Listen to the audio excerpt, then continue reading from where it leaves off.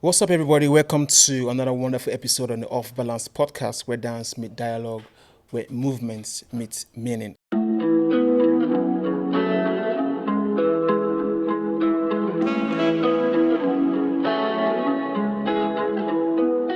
On this episode today, we have a wonderful. First of all, to make it clear, this is not home. This is home outside home. Yes. This is our own UK edition. For every time we have the opportunity to travel, we make sure that we find the dancers in the space, connect with them, and have them come talk on the podcast, come share the story, and also get familiar with the dancers in the space. So this is the UK edition in London, and of course we have our own dancer from home, our own brother from another mother. No, like that. You have Koya. You know the guy that. Anyways, we have Koya here today on the podcast. Koya, thank you for joining us on this wonderful edition of this podcast. How far, bro? What's good? I'm good. Thank you so much for having me. How's it been? What's popping here? What's good, mate? I just did. I mean, we are learning how to, when you see, if you go to this place, you learn to talk like them and be like them. So, what's up, mate? I'm good. Yeah, I'm good. I'm okay. Just that the weather here has just been very funny and confusing. So today is very sunny, and the next 5 minutes is wet. And you're wondering, I thought I was going to take a walk out just now, and then it's all waiting a while. Welcome, and I appreciate you showing up for this podcast. But then again, this is what we're going to talk about today. I mean, I just love the fact that when I reach out to people, and I said, bro, I'm inviting you to the podcast, and they say, any question on the topic? I'm like, bro, we're all dancers. Let's just flow. Like, I really want to meet you.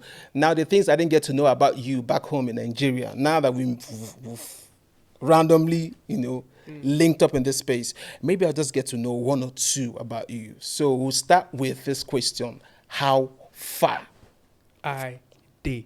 with dance? Okay. So growing up, dance wasn't something that, was in my purview. Like, it wasn't in the space that I existed in. I mean, I was glasses, braces, geek, science, that was what I was tailored to doing and all that stuff. I think it was my last year in secondary school.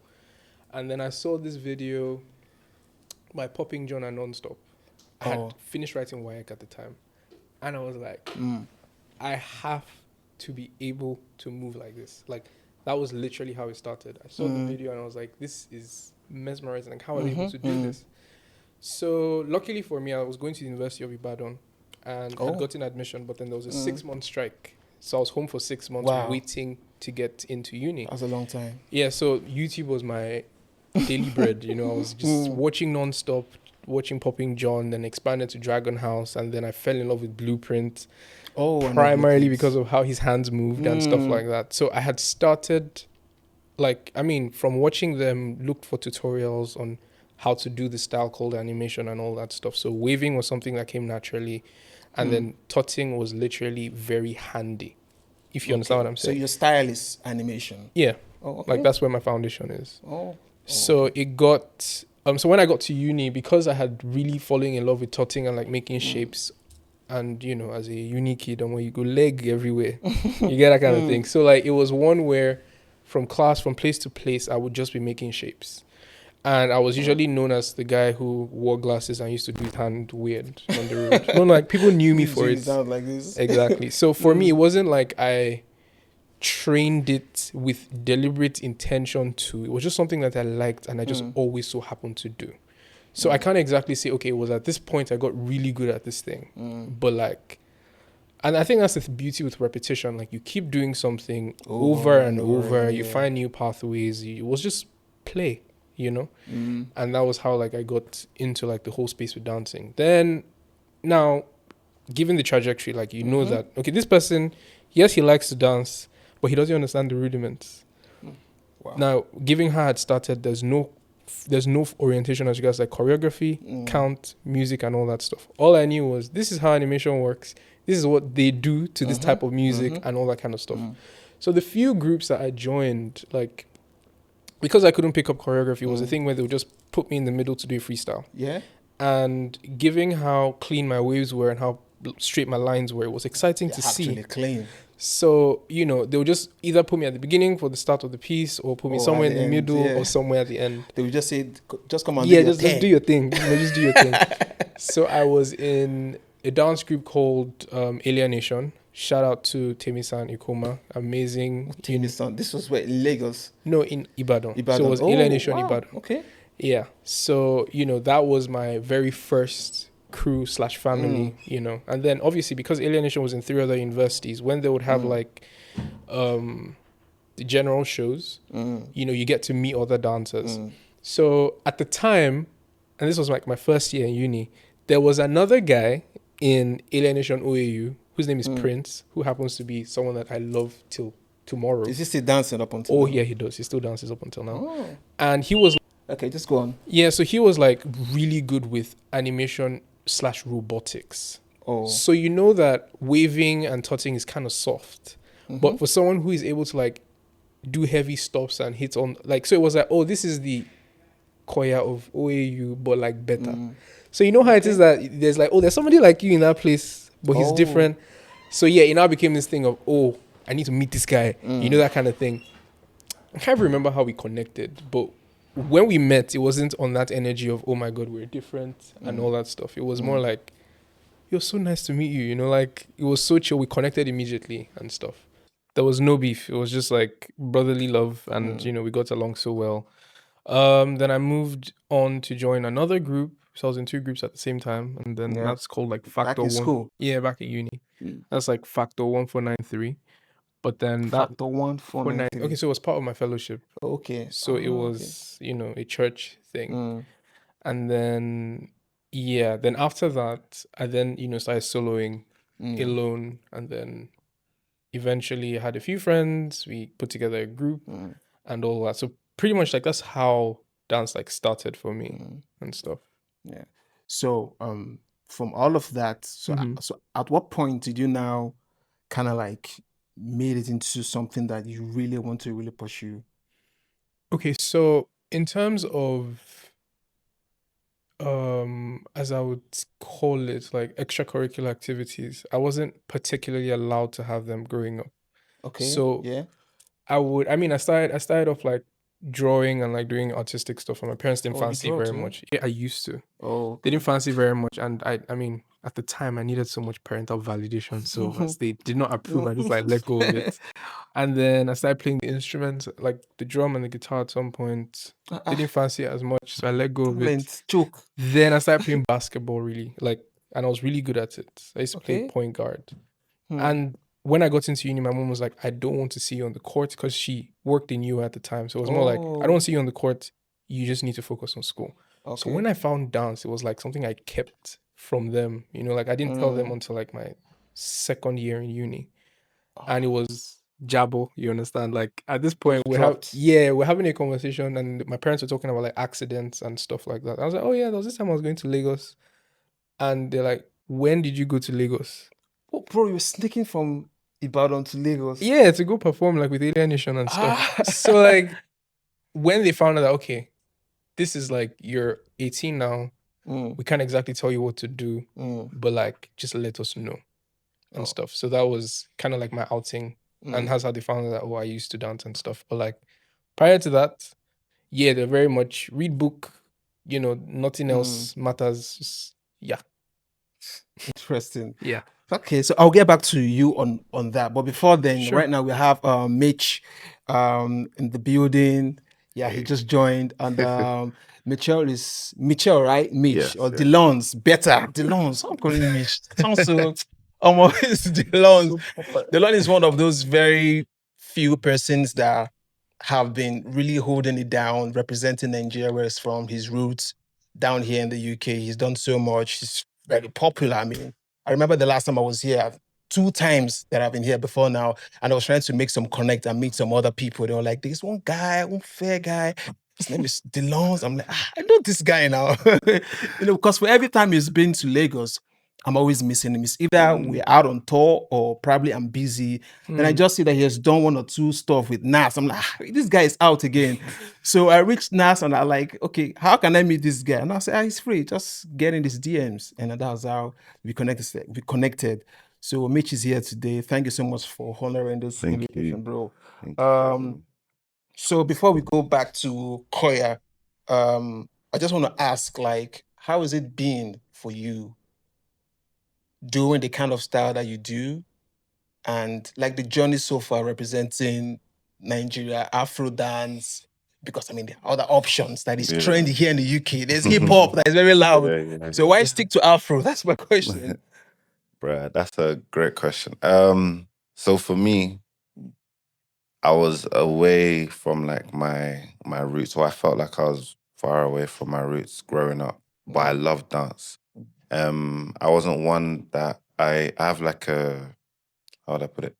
I come from a very strong Christian background. So a lot of the music that was allowed in the house was not Gospel song. gospel only. Yeah. So it was almost like I had to hide. Let me not say hide in case my mom's watching. But it's almost like I had to hide that side of me where I'll be listening to like maybe hip hop or R&B. Then they got to a point, like you get to a certain age where it's like you test the waters. And then I tested the water. I was playing music out loud. Mom didn't say anything. Okay. I was like, okay, cool. But then it was more so hip hop and R&B. But then I realized that I'm drawn to it, but there's something missing. Like there's an ounce of like history missing within like my love for music. So someone played one music. They were like, "Come to this class. It's an Afro class." In my head, I was like, "What's Afro?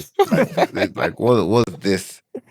So come to this class. I was like, "Okay, cool." I went to the class. I saw them doing like, at the time, they called it like Afrobeats class. I said, "Okay." I went there. They were doing moves. I was like thinking, "This is easy. I grew up on this. Like this is nothing for me." Okay, cool. The lady was teaching at the time. Her name's Leslie. She was teaching all the students, and I was like, okay, I can do this. I can try. But I noticed I was very stiff. I thought in my head, I was like, yeah, I've got this because it's in my blood. When I now then looked at videos next to the other children, I was like, there's something's off. You're I'm trying to do something like Guara Guara, but I look like Chris Brown. You Oh. not saying that he's Yeah. completely wrong, but I look like fluid. I didn't have the groove Yeah. essence behind it. So I was like, okay, cool. But now I'm drawn to this. Now I'm hooked for some reason. Now I really want to learn what's happening here. So I was like, okay, cool. I started taking more classes with the lady. At the time, it was in college.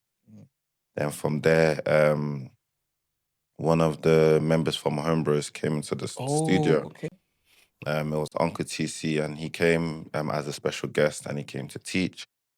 And I was like, okay, this guy's level is different to like my teacher was great, don't get it twisted, but he now then came and now then showed. I was like, and he's like, oh, by the way, we teach every Sunday. And then that was the first one. I was like, I have church. My mother would not allow me to go for, but he said it was in the evening, and the classes were £5 at the time. And back then I was in school. I'm like, £5? Why do I want to spend £5 to come and be doing that I could do? Exactly. So from there, I was like, I'll forget about it. Let me not even pursue it. Then that period we're entering summer, and at the time, summer was where events and parties would be happening. So then someone was now promoting something in my area, an Afro beats event. I was like, this in the same year that I've just learnt about Afro, quote unquote. I'm now then seeing more Afro things around me. I'm like, okay, cool, let me go to this event. I went, I saw like people dancing on stage, and I was like, one day I want to be like this, one day. So I'm like, but the only way I can do that, I need to be better at the dance. So then I started trying to go to classes and things like that. I went to Homebrews class, and I was there for years. Like I Wow. was there for it, but I didn't know I was dancing. I just knew it was African. That's like it was Afro. That's how it was labeled. But in my head, I was like, this is something that's connecting me closest to my roots. Yeah. But at the same time, I still felt something was missing because they are Ghanaian. Yeah. And their movement quality was around Azonto. And I was doing all the movement. I was like, yeah, I'm getting it. I'm finally understanding. But it's like, it's not me. There's something that's not like clicking. So I said, you know what? Let me ask about my own heritage, because I'd never really talk about anything to do with Nigeria with my parents. Because as soon as we moved from Nigeria, everything was like, you're in the UK now. This is it. This is your biz. Down. Like, yeah, I was like, do I even know how to speak pidgin? So it was literally just a whole different like lifestyle for me. So I was like, you know what, I'm gonna take up the courage and ask more about from like friends and family about our history. And then I was like, okay, I'm 2 years or maybe no, I think at the time I was 4 years into dance, like Already. properly, like so I was like, okay, cool. But I want to know more about Nigeria. I want to know more about Nigerian dance. And then I feel like for the next 2 to 3 years, it was almost like you're revising for your own about your own I'm telling you. culture. Like, for me, it wasn't even like, okay, the names of the steps or it was like how it's done, why is it done like this? What's the history behind this specific movement? Who are the pioneers behind it? So it was like asking this person here, asking this, and it's not like there's a book about Nigerian dance as a whole. So it's now then, if you know someone, asking them a question, and then when they tell you another name, ask that person. Then I'm just like, and then it's crazy because maybe, I don't know if everyone does this, but as I'm learning, I'm writing. I'm like, okay, cool. But it's not like writing to now then be like, okay, cool. I'm now then gonna come back to the UK and be like, hey, this is my note. It's now then like, I need to go and study everything. It's like, okay, cool. Why is your shoulders moving like this? Why is our posture like this? And I was like, okay, cool. I'm doing all this research. So now I'm now then maybe, because now this would be my 10th year. So I was now then I'm now probably 5 years into just in-depth research. Just study. I mean, I'm still learning as I'm going. But in that period, I was like, okay, cool. I'm doing all this research. I'm by myself.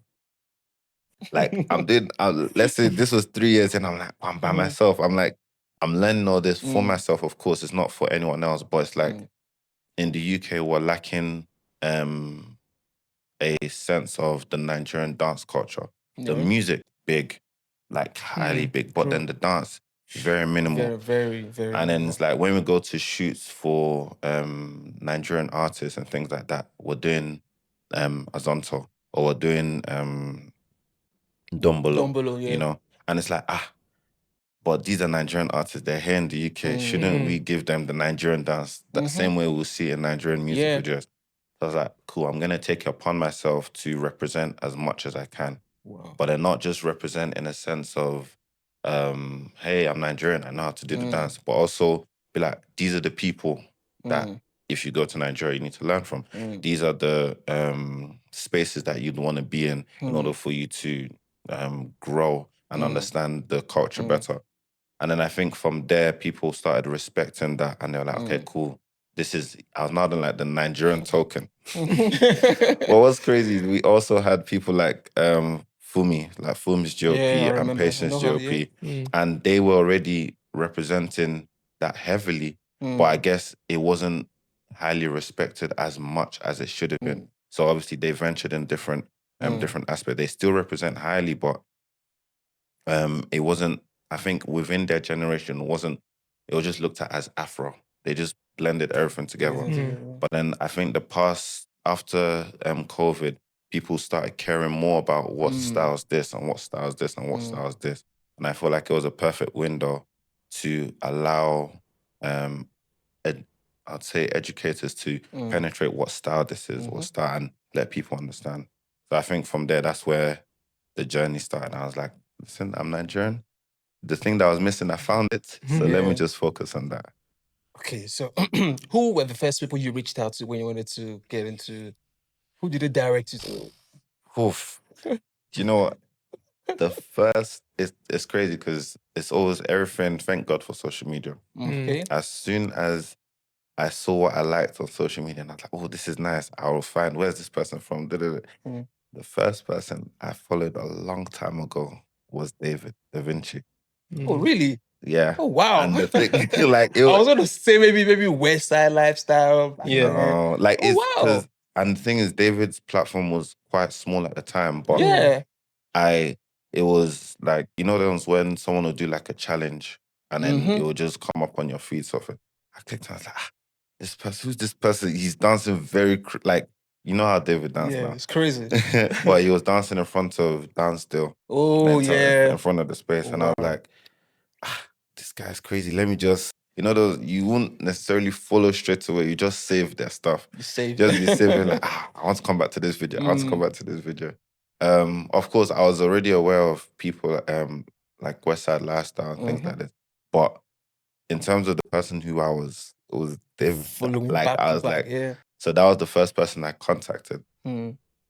Now, beforehand, I had already seen Yemi and Ambrose in Spain for Yofa. Okay. And of course, like everyone knows West Side Lifestyle. You see their videos that we see. So I was aware of them via social media, but there was no contact. So the first person I ever reached out to was David on social media. Because I was like, I'm coming to Lagos. I haven't been here in 15 years. He's like, I'm teaching on this day. I was like, this is the day I land. He's like, come through. I was like, come through to where? I don't know anywhere. So I landed and then one of my friends picked me up. Oh, nice. And took me to stadium for the first time. And I was like, this is my first experience of stadium. And the reason why I was so drawn to it is because there was a sense of community in David's class. And it wasn't, I'm used to going to class expecting a studio. Go to a studio. I thought the stadium, there was like a studio like there, bro, you know, corners, with AC. And at the corners. Every corner. Literally. So I got there and then they were like, this is the class. I was like, oh, so what, you lot are just dancing outside? Yeah. It was real like culture shock for me at the time. And then I was like, I wear like shorts and like a t-shirt because I was like, bro, it's hot. They're in trousers, hoodie. So I'm like, God, what is going on? Like, this is so different. Then I then took part in the class. I got so hot. I even took off my shirt. I was like, how are you guys doing this? David's class had finished now. Then a small cipher like happened naturally. And one thing for me is, in the UK, we love ciphers. Like we finish catching up, dance, cipher. So class finished. Next thing, I had my phone, and my friend had this camera. I was like, guys, let's do something. Well, not the choreo because I didn't get it. So we now then started ciphering. They were just freestyling. Music was playing, and then they were dancing. And at the time, I was just watching. Like there's footage of this where it's like I'm just amazed by some of the dancers. And what I learned later is that none of them did what we call Afro. These were hip hop dancers. These were poppers. These were lockers. I was like, this is so different to me because I'm here in Nigeria. I think everyone here does Nigeria. Like in my head it would be Nigerian dance because it's like, you know, obviously I didn't know much about the different styles in Nigeria, but then I didn't know that it wouldn't be Afro in Nigeria. It's just dance. Do you get that kind of thing? So once that cypher was happening, I was now there like, okay, I need to be around these people because these people care about what they're doing. Obviously, I had contacts with other like dancers that I would see on social media and things like that. But in terms of where I felt the most comfortable was where the dance was loved heavily for what it was and it was real. But most of these people, they were not social media savvy. It was just dance for them. So I think that's where I was like, this is where I want to be based. And then from there, David connected me. It was like, oh, we have this event happening. This is West Side Lifestyle have the would it have been African? Yeah. At the time, and it wasn't as to where it was now, but it was just like a gathering and everyone's just dancing, and then there would be like small fashion show happening and then a dance happening. But he's like, come to this, to that. I was like, okay, cool. That's when I now finally met, like, I think Tom was actually in the UK at the time. And I was now then here. I was like, okay, cool. Tom Tom's not here, but Yemi's here. Ambi's here, and Emax is here. Oh my God. In my head, everyone's here. Do you get? So I'm like, and then I was out there. So that's when David was like, there's something called Freestyle Friday. Oh. Then he was like, this is the honor of Freestyle Friday. And Nas was very quiet. Yeah. I was like, he's the owner. Like, yeah. Oh, hi, nice to meet you. I was like, okay, cool. I was like, I'd like to come to your freestyle. I don't know where it is. If you saw the way I was, I'm so excited. Like, everything. Like, you want to be everywhere at the same time. And then one thing that I was aware of is, it's like people see people dance on social media, but the real dance is when they see you in real life. So me, with my excitement, I'm like trying to meet people. So it's like, but they're like, but we don't know who you are, that kind of thing. And I then said, okay, I danced. And like, oh, you saw me dance like this. Okay, good. Then it was now they're like, who's this guy? Who's this guy? Cool. Then that came to me. It's like, Freestyle Friday is this. Make sure you're there. Like, bro, I'm there. Like, let me tell me time. You know. So it literally became David. Obviously, I was aware of Westside, like you said before, but it was literally David and then Nas. Those that was how it went, and then from there it was like everyone else within the community.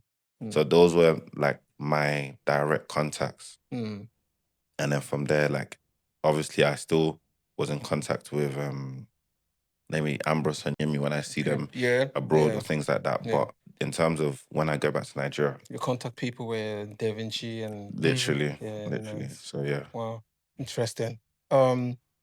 So I want to ask this question now to Koya. Probably, I mean, at the end of the day, I mean, just both ways. Can you guys say that the route of dance that you guys have taken, including academics and all of that, but you branching the routes of dance, like taking the pathway of dance, is something that you can be proud of? So I think I like how D'lonze's story evolves because there are a lot of overlapping elements in our stories. And okay, so was it fresh out uni? No, I was still in uni at the time. So post factor 149 and all that stuff. And I mentioned that I had a few friends that we always dance like different things. So I just like, you know what, let's just call ourselves an alliance of dancers, Dancers Alliance, There was one time Nas came to, and I used to follow him on social media at the time because like I didn't know what crumple was, but because of how stony some of his style is and how that mirrors animation, I'm like, this is so cool, So I used to watch him on Instagram and I was just like, oh my God, one day I'll meet this person. And then he randomly follows me and he's like, oh, your video is really tight. And I'm like, what? That kind of thing. Then he shows up in Ibadan for some workshop and I'm literally fanboying, which is weird because like normally, I mean, I've had to back up for a few artists and all that stuff. And being around a lot of people in, that celebrity space, I would not fanboy for them. But like for him, I was literally almost pissing myself, Like I was so excited to see him and all that stuff. And I don't think there was Freestyle Friday at the time, but he taught a workshop and I was going to have an event later that year. So I was like, you know what, please, I would love if you could be a guest at that event and judge the event. So yeah, he was down to come, but he couldn't make it that day because that was the day he had to do the last Afrobuck video for the EBS battle. Oh, okay. Yeah. Okay. So in his stead, Cyborg came and was also a judge. So that was kind of like, when it comes to like meeting Nas and like being exposed to that space of Freestyle Friday and all of that. So this event happened in my final year. Then the pandemic happened. Yeah. Then after the pandemic, it was time for me to go do NYSC. Then I went to Abuja. So Nas had been asking, when are you going to come for the show? That kind of thing. So Abuja, Lagos, because there were no flights because my family lived in Ibadan. So there were no flights from Abuja to Ibadan. So it was a thing where, you had to get to Lagos first. Come to Lagos, yeah. Now, prior to leaving Ibadan, I'd already started like this workshop called Unleash Your Hands. So it was like a cutting series and stuff. So I then decided to do like a mini tour. I'm going to be in Abuja, I'm going to be in Lagos, I'm going to be in Ibadan. Might as well just do it while I, get across the cities. So the plan was to do it, go to Ibadan, then go back for Freestyle Friday, and then, be at the event. But then Nas is like, let's set up a battle. Who are you going to battle? I'm like, I'm down to battle anybody. Like, let's just get this and be excited. He's like, would you do me? I'm like, eh? and now on the group chat, we have to like be hyped for it and all that stuff. But privately, I'm like, yo, OG, like, what are we doing? Like that kind of thing. So okay, so I have the workshop. Then I think I mixed my timelines up a bit. But then I remember I had to come to Lagos from Abuja, and I had missed my flight. I had to get another flight. And then I get to Lagos, and there's like a lot of family drama because like, you're doing NYC, why are you traveling so much? And all that stuff. But I'm like, I love dance. Like, let's just do this.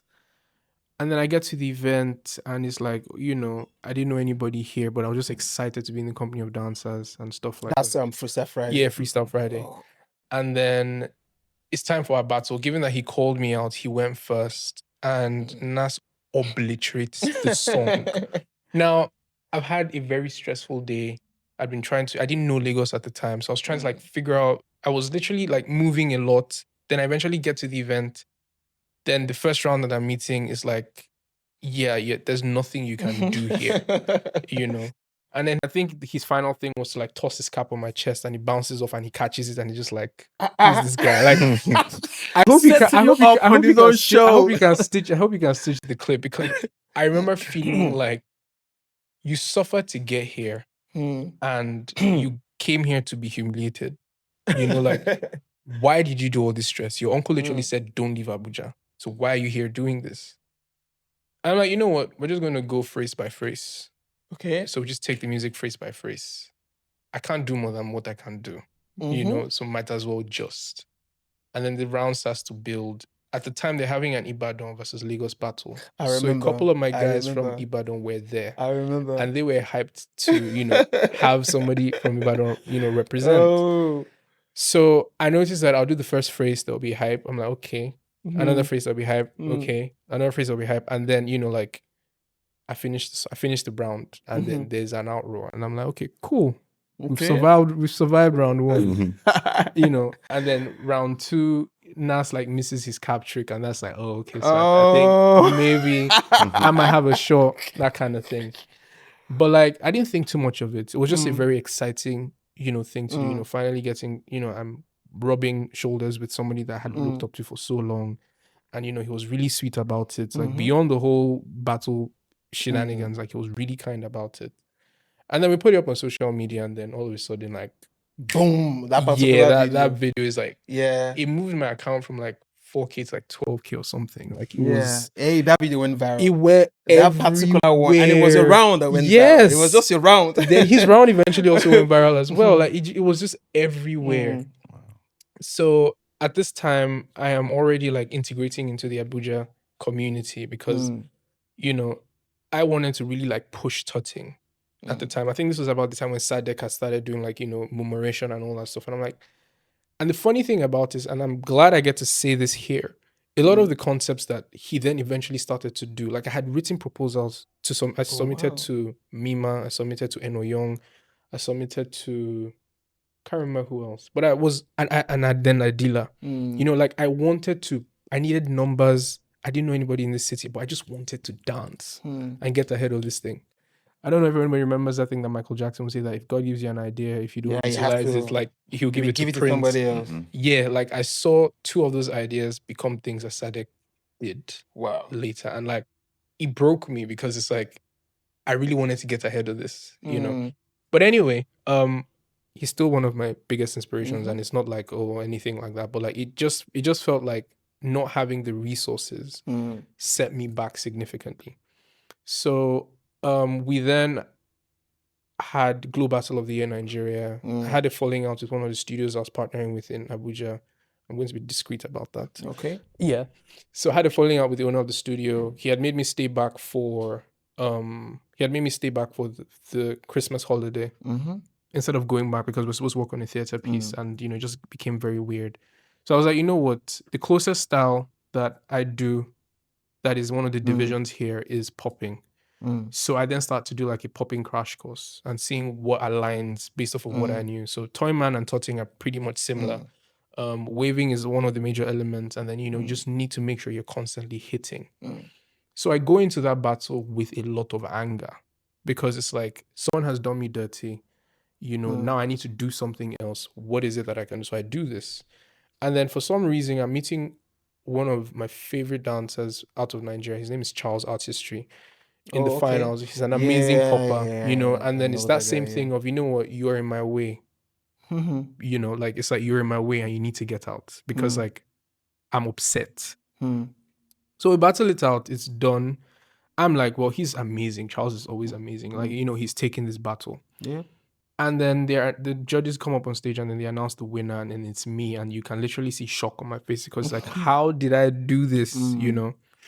So then I get to represent Abuja for the regional finals of Global Battle of the Year Nigeria. So, what's it called? I then go to Lagos. Nas hits me up because a bunch of us from Abuja are going to participate at Global Battle of the Year. So we set up a team Abuja battle against Lagos.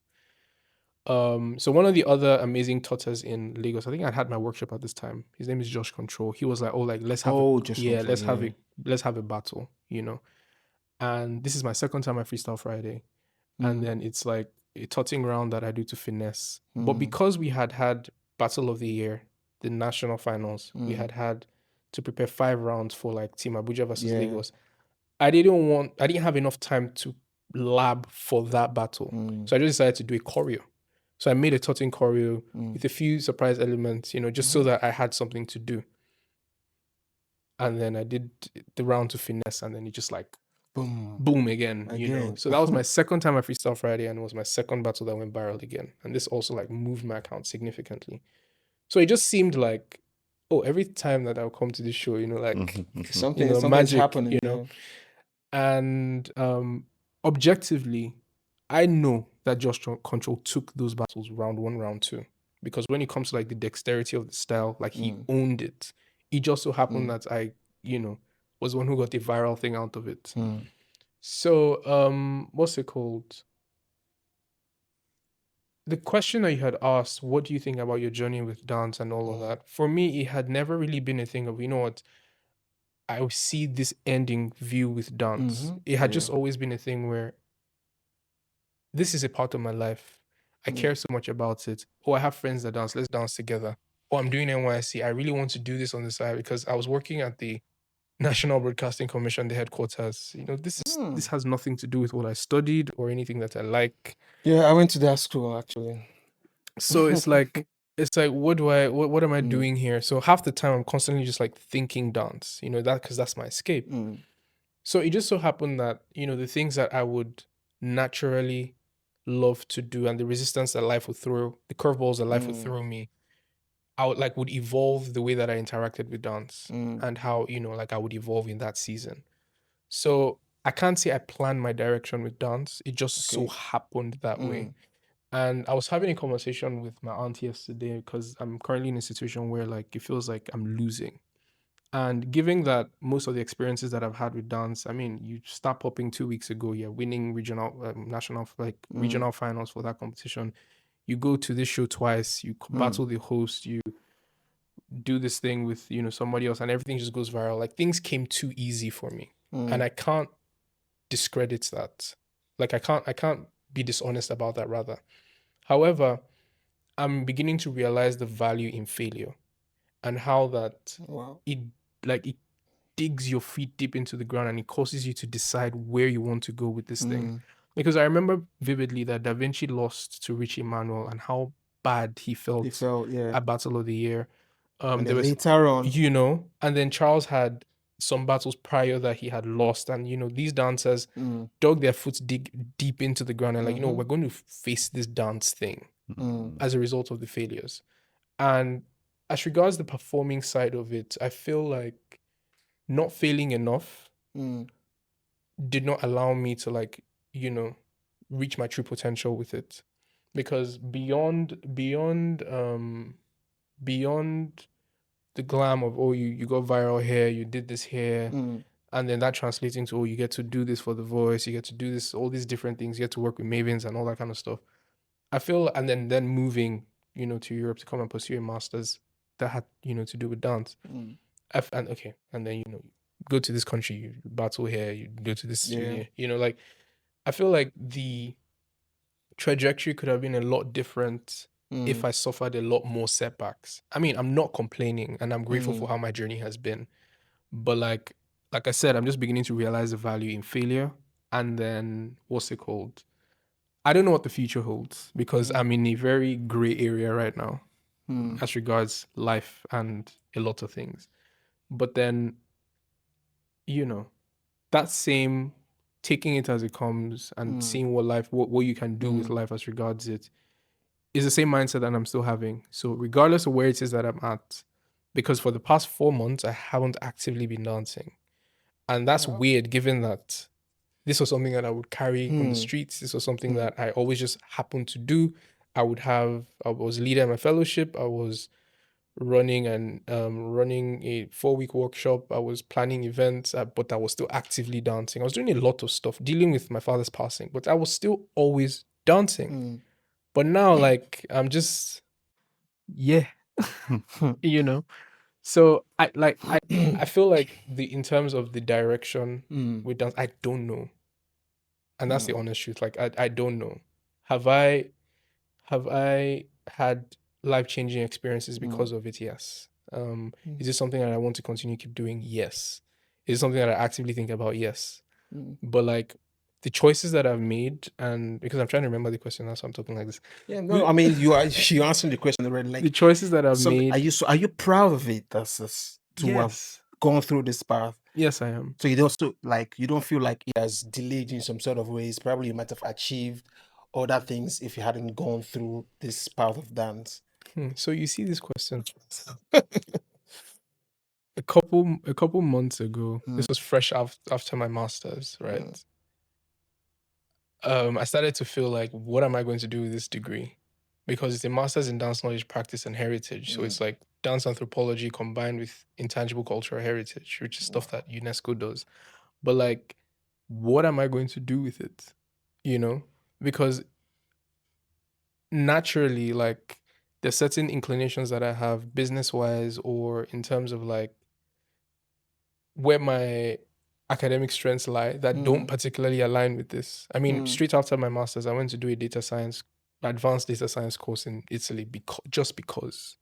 Do you understand? Like, academics hasn't been difficult for me, but then I chose to just pursue this dance thing because I loved it. So I can't lie, like the past year-ish, my relationship with dance has been like, are you an op that was sent to derail me from my destiny? Or is this my destiny? Or what exactly am I supposed to do with it? So on the one hand, being selected, the only other Nigerian to be awarded the Erasmus scholarship to, study that is very, very like, okay, yeah, this is a big deal. But then at the same time, it's like, okay, so what next?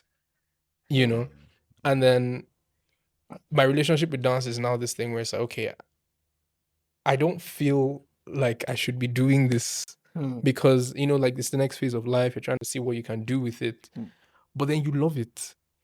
Do you understand? So it's like this love-hate push-pull thing. So like I said, I'm in a very, very gray area and I wish that, I mean, I don't know when this podcast will ever come out, but like, and I don't know what I'll be doing at that time, but like, I wish it was probably like a few months from now that we had this conversation. Then I'll be able to say, oh, okay, so I was in this gray area and then this happened because I am still smack in the middle of it. And I hate the fact that the optics on social media seems like, oh, I'm doing so great with a business that I'm running on the side. Because I mean, before we started this, I had talked about how like, I was dealing with something, a very serious like financial setback. And then someone is asking me, hey, Koya, please, can you connect me to this, that. And I'm not going to respond to that message because I physically cannot. I don't even have the ability to give them what they're asking for. But then it's this thing where on his end, he's probably thinking, this person has gotten so big now. He's so proud. But then you don't know that my world is literally crumbling right now. And it's like, how then do I navigate this? So in terms of external perception and like the reality of things, they are not like, it's not the same. And who do you want to explain to?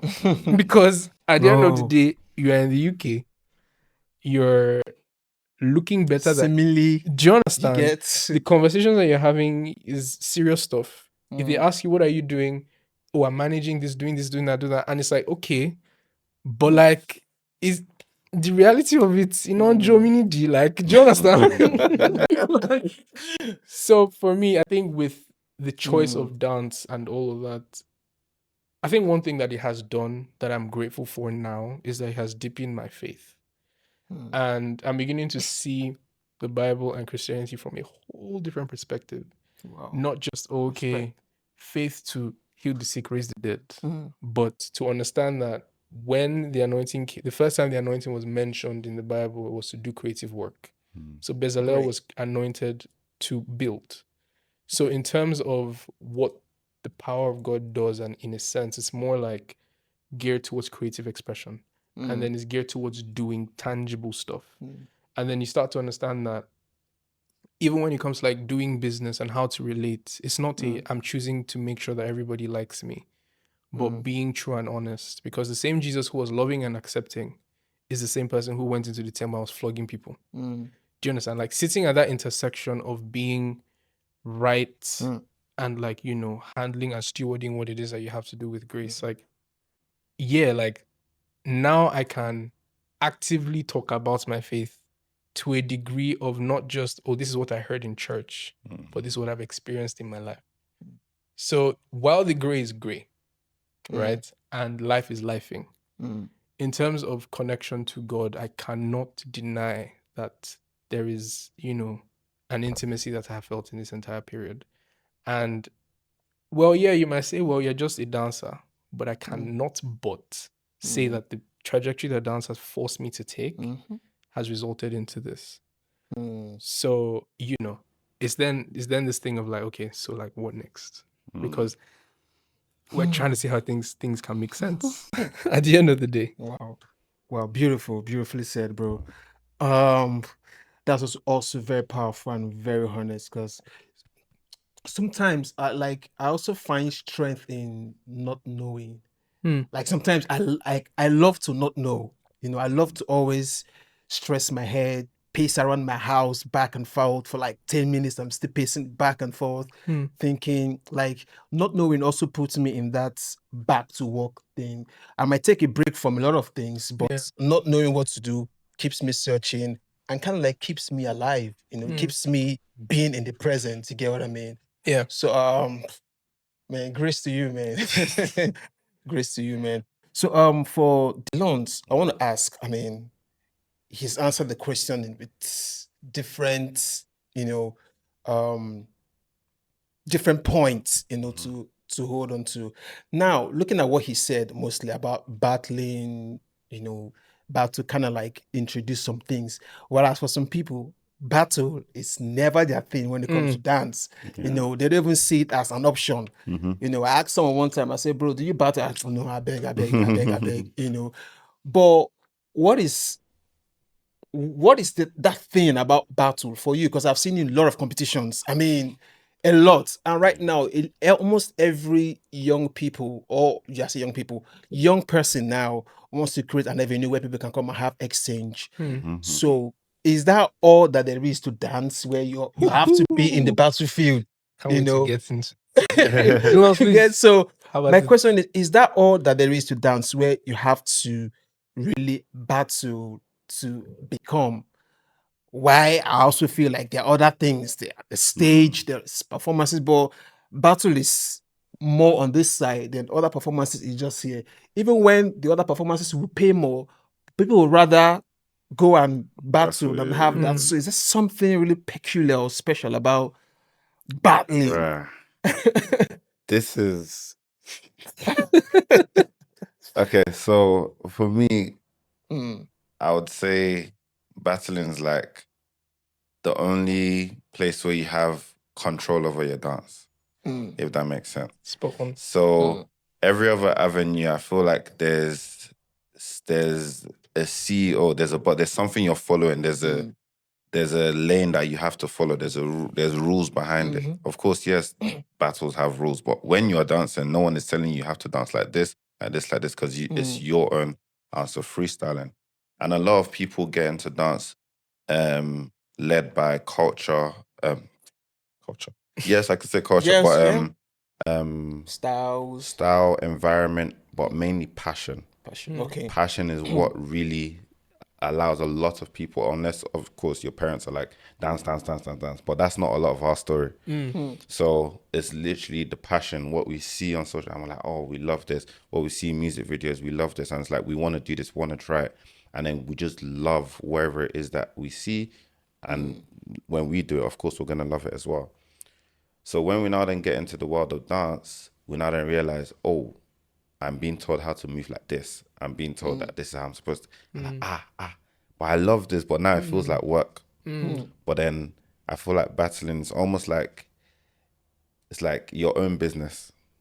Almost, it's like you just started up your own business. This is your own place where you get to play. It's like it's in your own rules. Everything's in your own rules. If cool, yes, the judges can say yes, you win, yes, you lose, whatever. But last, it's your own dance. You didn't dance somebody else's dance for you to get to where you are.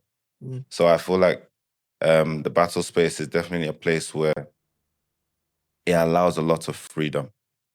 And when you have that freedom, you feel the most comfortable. So a lot of people would want to be where they feel the most comfortable. Yeah. So that's why, and with the way life is as well, I feel like we need these sort of spaces for us to feel free and just love what we do, because we know that there's the lanes of theatre, there's the lanes of dance schools where you learn so many other styles. There's the lanes of performances and doing choreography work and teaching.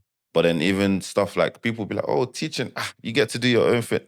No. Yes, you get to teach your own piece of choreography, maybe if it's choreography that you're teaching, but you still have to cap it. You're not showing you like when the music's playing and you're just free. You're showing you to a certain, like to a cap, so that people can understand this ounce of you.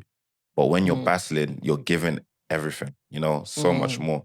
So I feel like people would like to be in that sense of feeling. That's why they probably pursue it more. And then on top of that, when people look good and they look cool when they're doing what they're doing, the younger people are going to be like, I want to do that as well. I want to try that, that kind of thing. So that's how I see it. It's the same for you. So, and I'm glad you kind of like touched on, my master's initially, because that has forced me to see life a bit more differently. When it comes to like doing the battle culture, right? Where it is that it's at now, and the way like dance is going, I feel like we're beginning to lose the plot. And I'll explain that soon, but like that's how I feel about it. So let's take it back. Why dance? You see something, oh my God, this is beautiful, this is exciting, I want to do this. There is no sense of competition there, at least at the core of it. It's more, this is inspiring, I want to attain this as well.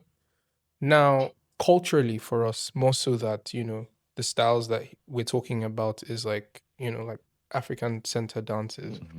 We have this very communal community, and it's evident in D'lonze's story how that, you go back home and everybody's just like, a cipher just erupts automatically, and then everybody's just like dancing and like having a wonderful time and just being real about stuff. And then you then realize that the dance that is peculiar to the people, they don't even call it a style. They just refer to it as dance, and then they practice something else. So off that tangent, you then start to see that dance in itself as a concept does not exist the same way for everybody globally. And I say that because culture has a way of like shaping how we perceive dance.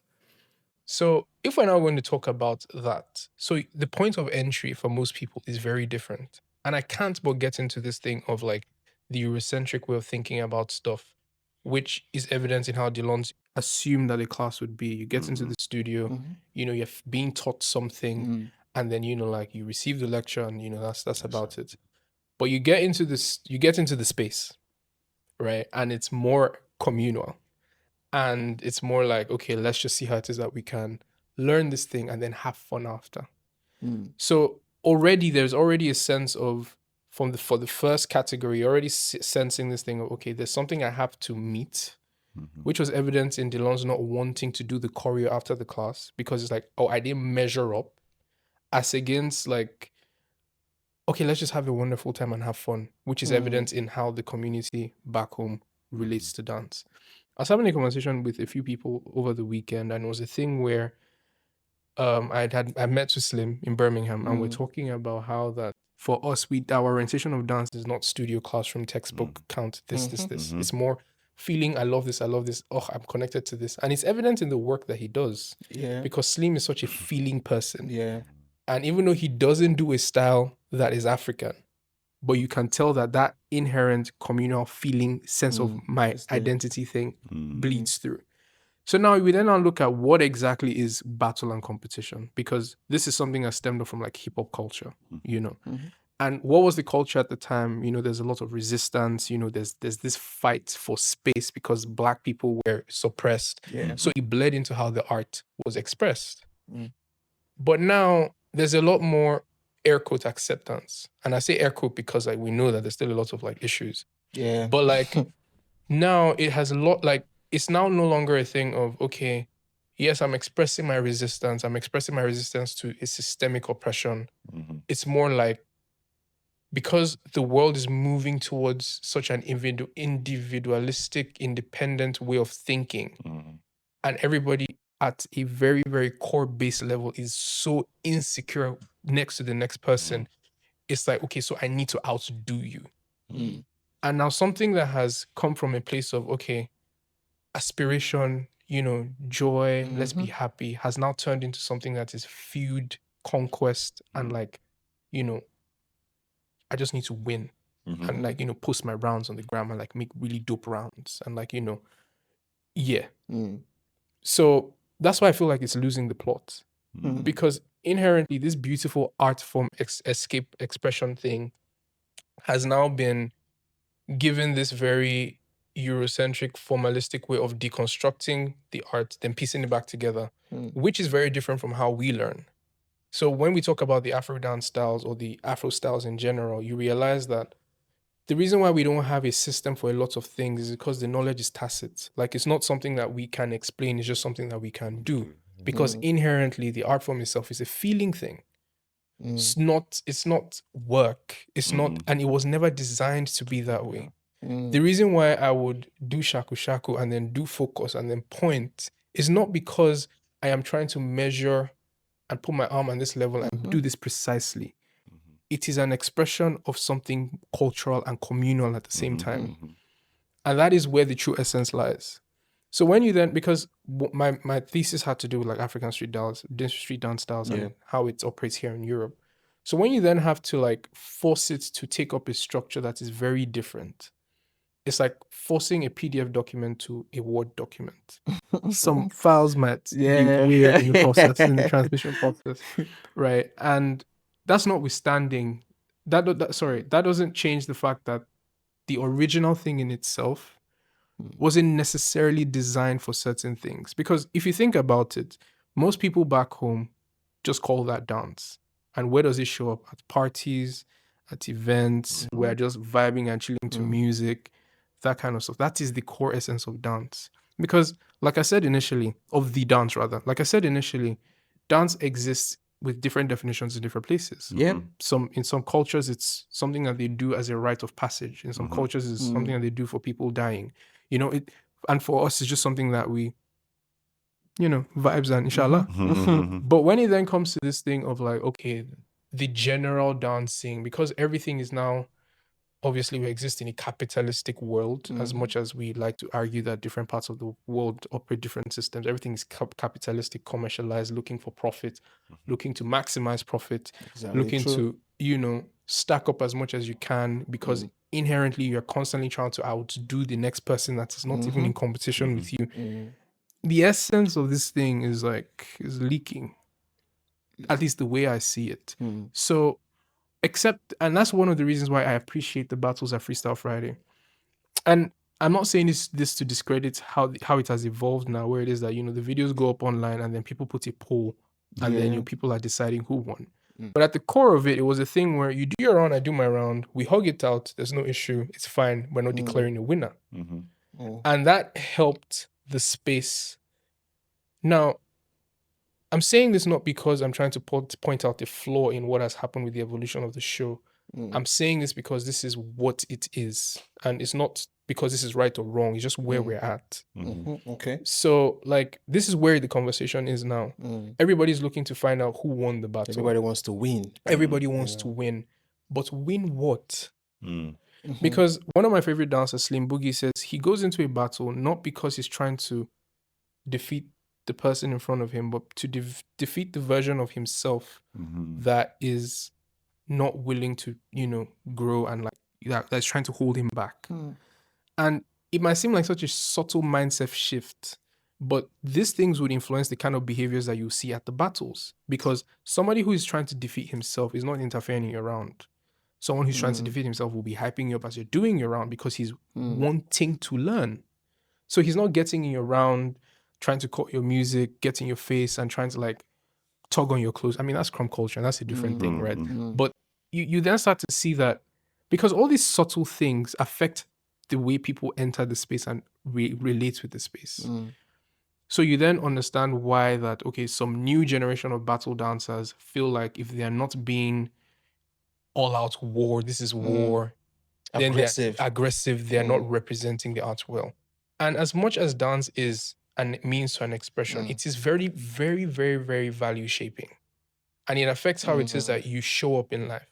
Because you're expressing yourself through this medium and you're carrying that culture into how it is that you relate with life. Because I mean, thinking about it, Crump always has it, snapback, black elements, and that is typical in how it is that you're dressed. And I'm sure you're not thinking about, okay, I need to show up as a crumper, but it's showing up in your life.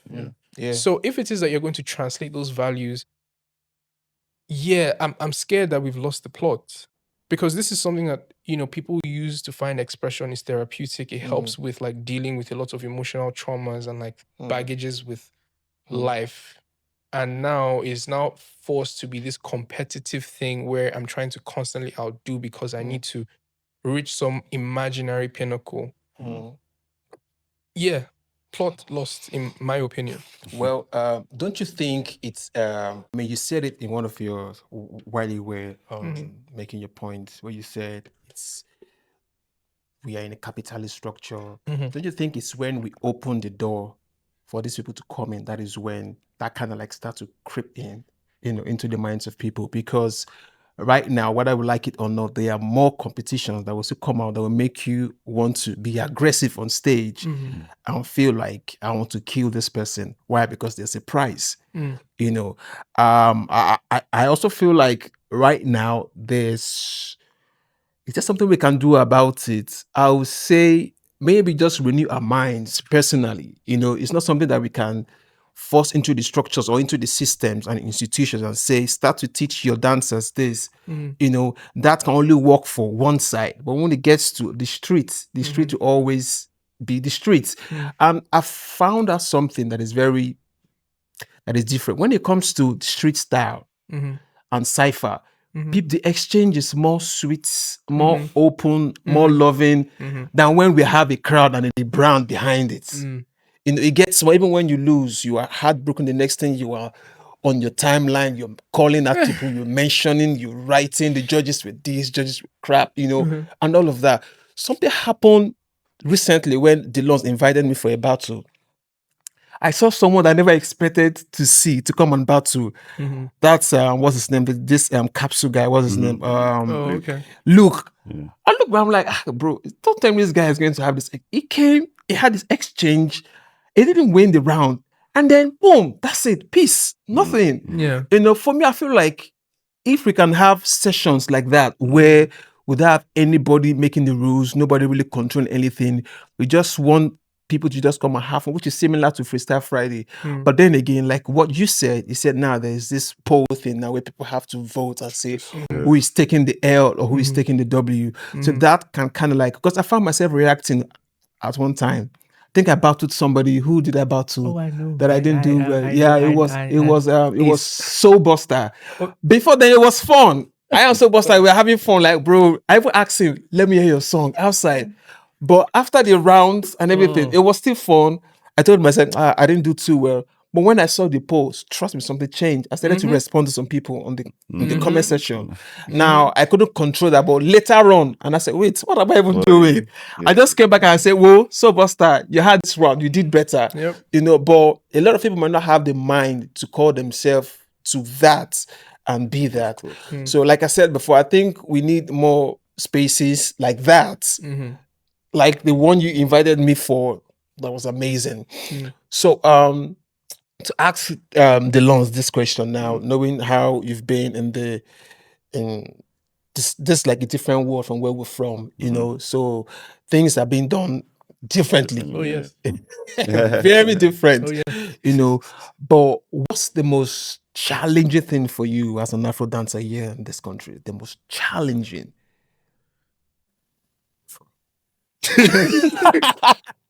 Because Oh, for real? like, I'll be so real, is the fact that if we're talking dance as a whole, when you think of Afro, they're thinking music straight away. Oh, Then I mean, you even there at the event where I was complaining, I was like, bro, all the Afrobeat songs are being played whilst we're chilling.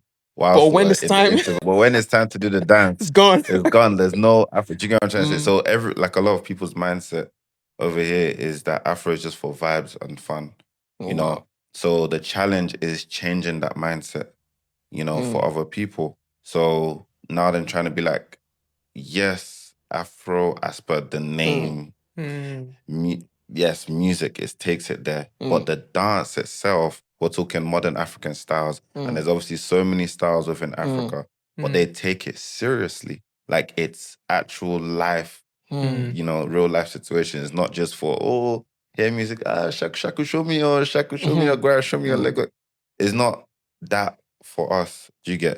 So it's now then trying to change that mindset over here. I feel like that's one challenge that has been a thing, but I mean, slowly, I feel like it's one of those situations where you have to win in order for their mindset. You have to do well and like make them see, you know, and also that's for them, but then also for the people who look up to you or the people who are inspired by you. It gives them the courage to feel like I'm not learning Afro just for vibes and bubbles. I'm learning it because I respect it for what it is. Like the modern African styles, I respect it as a dance. I don't want to treat it as just music or as just Africa, you know? I feel like it's almost like a slap in the face when people just make it seem like, oh yeah, you do your little Afro. See that word little? Oof. It does. I'm like, it does, but it's like I can't react in that moment because I'm not the sort of person that reacts with words. I'm more like, okay, cool. I'll show you why it is what it is, you know, and that's why I took it upon myself as well as some other people to put the modern African styles in spaces where you wouldn't see it more often. I wouldn't say that, cool, I'm like the greatest at whatever it is, but what I've done is I've taken that leap and been like, okay, cool, you're gonna see me do my modern African styles on a crump song, on a hip hop track, on a you know, on the pop song, and it's like, oh, like, and then you get questions like, oh, what style do you do? Someone came up to me, they said, oh, like you do hip hop, innit? I was like, no. Then I get to educate that person. Do you get what I'm trying to say? And then it's like now we're broadening people's mindset and understanding, and be like, oh wow. And then also people who I would believe that like they're really good at like these modern African styles, better than me even.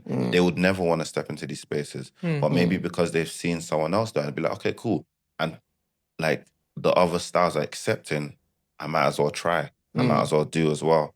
You know, and for me, I feel like that's it was a challenge, but it feels better now. Like the reason I did that first because like it's still a journey. You know, it's not like it automatically changes. It's still a journey. But it's being respected more as of now. And it's not just looked at just the music, which is why I'm very happy, especially when I'm in Europe. It's like when we go to a lot of dance spaces, they're like, oh, Afro. Like it's now in conversation. Yeah. Oh, this. Now, if you look at a lot of battles, oh my God, a lot of battles now, you see maybe hip hop 1v1. Actually, what's the okay, cool. You see hip hop 1v1. Maybe you see All Stars. Then you see Afro, and I'm like, okay, Come on. you know, like okay, we've made it. You know, like there's a little bit of you know Yeah. respect because naturally every other battle, hip hop, popping. You know, I don't see locking as much anymore. Yeah, that's But yes, I might see All Stars or yeah. And the thing is, now in the All Star spaces as well, people are just trying Afro, like African style. Then you know, then look at the maybe your like favorite hip hop dancers or crumpers, houses. If you look at some of their rounds, you see the African influence, and these are people who they know they've been African. You know, they've been African from their growing up and everything, but they'll never take that step to try anything African because that's not their style. But now they're like, let me throw a little bit of this in there because they understand that it's more than just for the vibes. And they're like, oh, I've been doing a little bit of okay. Who's the person that saw that everyone went crazy? It was Luke Austin Sniper. Oh, yeah. I remember how they all bashed us for Afropop one time. But right now they're kind of like infusing it into their crown. It's okay. It's okay. So it's like when he did the little logo B like movement in his crump round at Just Debut, people were crazy. You see now. You're like crazy. Obviously, these are things that are already done. Like several boys, like being able to see your I guess favorite crump or someone who's been winning quite a lot now then infused. It's like respect. It's like you know, he's accepting that this is where he's from. And it's like I can also infuse my what I've grown up on in what I've learned. Do you get what I'm trying to say? Yeah. And I feel like that is getting better. Things are getting better. We're getting more and more respect within our culture, like different cultures, but as Africans, we're getting more and more respect, and which is what I like to see. So respect. I mean, very true that. Even when we saw Tada finally after how many years did Afrobook and he used the hashtag, and he said, I might be late, but then again, I'm like, okay. So so now I would love to know what is it you're working on with dance? I know you've taken your time out. I think this is now a reminder for you to get back into your drawing board and just get back into the game. Because this is this is what connects all of us together in this room. So I'd love to know, like, quickly, because I mean we've had to round up. I'd love to know what is it that you're working on, and then how long should we be expecting? Don't tell us how long, but what is it that you're working on? And I also love to hear from D'lonze as well. What is he's working on? I think I'm going to plead the fifth on that question. Yeah. Primarily because, and I say this because like, it's still very much in the, okay, maybe I should try this. So now if I'm going to say, hey, you're going to sort of like make me commit to doing it, and I'm not ready for that kind of pressure. So what I would do is plead the fifth and then just like touch on a few things that D'lonze said, and then, you know, that'll be it for me. So I think what's beautiful about the narrative that he's made about like African street dance style here in Europe is also the fact that like that is the evolution of the culture here.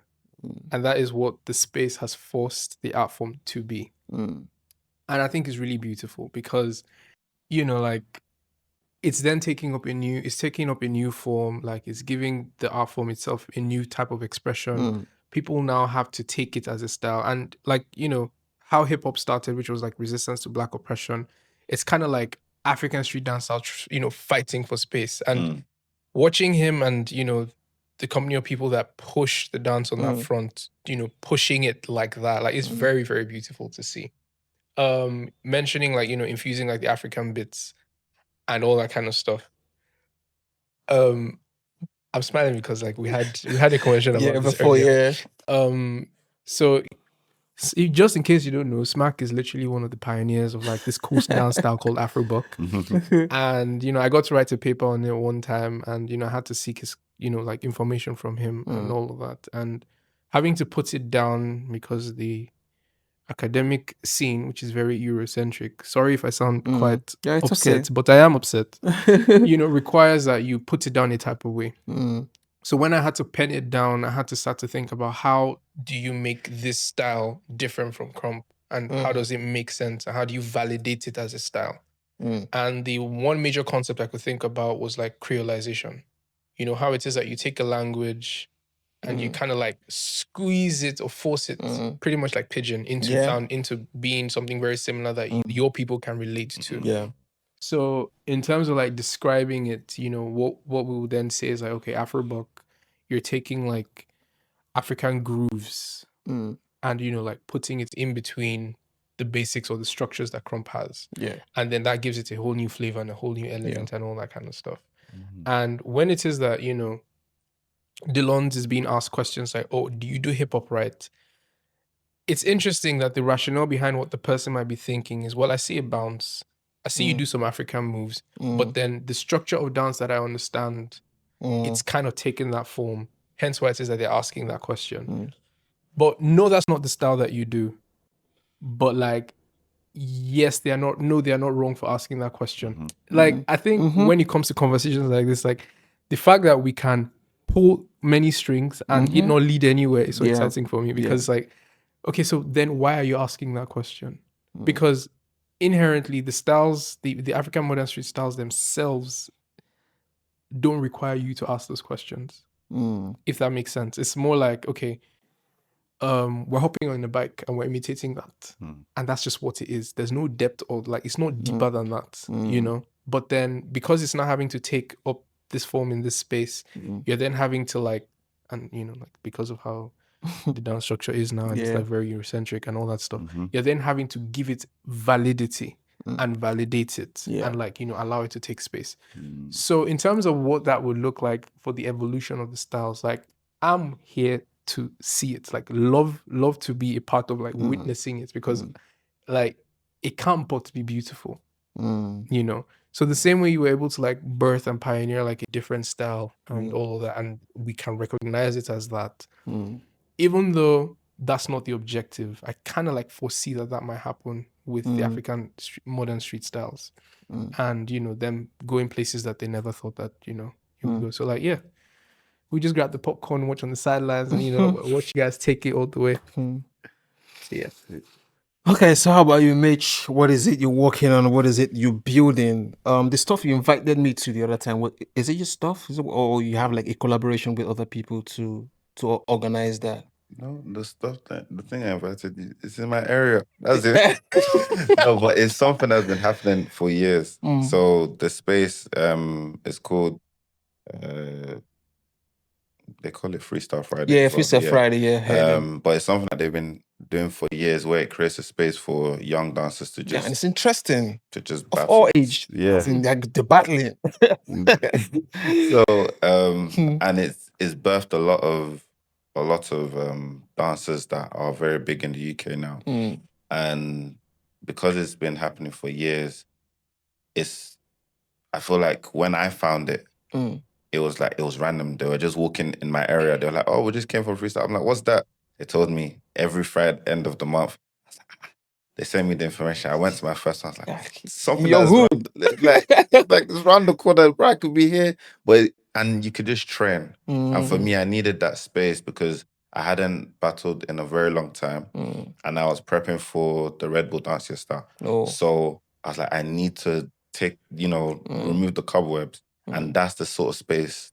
I mean, I'm not saying that's what it's only for, but the space is created for people to just exchange and, have fun. It's not like we're looking for a big cash prize to win. It's just being in that communal space. But no, it's not my own event, but yeah, I don't mind investing to take it to wherever it can go. What I would say I am currently working on right now, for the past couple of years, I've been growing more so a teaching platform. In order for people to understand modern African styles, but not for the steps, more so for the groove. So because we learn steps but neglect the grooves a lot of the times. We learn steps but neglect where the steps stem from. And for me, I had to learn that way. That, okay, cool, I'm doing this specific step, but there's a groove behind it. So I need to learn this groove and I needed to dissect the step to get that groove. So because I did that, I was like, nobody else is, trying. So it's like, why don't we, myself and Aisha, we created a platform called Step Into Afro. Because we now then allow people to, step into Afro, but the way where we start from ground zero, And it also allows people that are in spaces where they've learned so much already. When they step into the space, it's almost like they're having to relearn what they already know, but learn it in depth, because you can know. I'm so tempted to demonstrate, but it's like you can learn like a specific step, but now you have to really think about, why is your shoulder up like this? Why is your shoulder down like this at this moment of time with the music? So it's like, that's what we're really doing. And then also being able to bring so many artists from abroad as well to be able to teach the actual essence rather than just, oh yeah, I'm going to teach you everything, because we don't know everything. We also have to learn. So in order for us to do that, we have to collect from the source and bring it here. So that's what we are working on as a business. But me personally, I'll be real, visuals are back. Dance visuals are back. I'm so happy. So that's where I am going to be for the next couple of months, because that's what I love doing. I love dance visuals. I don't do it with a lot of people. I usually just focus on myself, because I'm trying to grow my brand and my art. But now I'm seeing some crazy visuals in Europe, and I'm like, I didn't know we were allowed to come back. Because before it was just do your TikTok dance and go. But now people are being more creative. Yeah, and I'm I'm so happy. So for me, that's my next personal goal, to just be able to put out as much visuals that will inspire others to do the same thing. My respect to you, man. I've been seeing some of your creative content. I'm like, I saw one interesting. Like this guy and some of the other stuff you've been creating. This is also also a wake-up call for a lot of dancers, because a lot of dancers are beginning to lose interest in making dance content. They feel like they're now too old, or I'm not too big to now put on the camera and just dance. But then again, it's still important. This is what we started with, and it has made us better. I mean, that's how I judged my own growth back then, when we're dropping dance content back to back. That was, I was able to see, okay, this video is better than this video, judge, and see myself become. So I think we are going to draw the curtains now because of our time.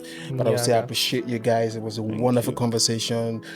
I know this conversation can keep going. It can go. There's so much I want to ask and get out from you guys, bro. But because of our time, so we'll draw the curtains now. And I'll say thank you, Koya, for showing up. Also, thank you, Mitch. Well done what you did, D'lonze. Sorry.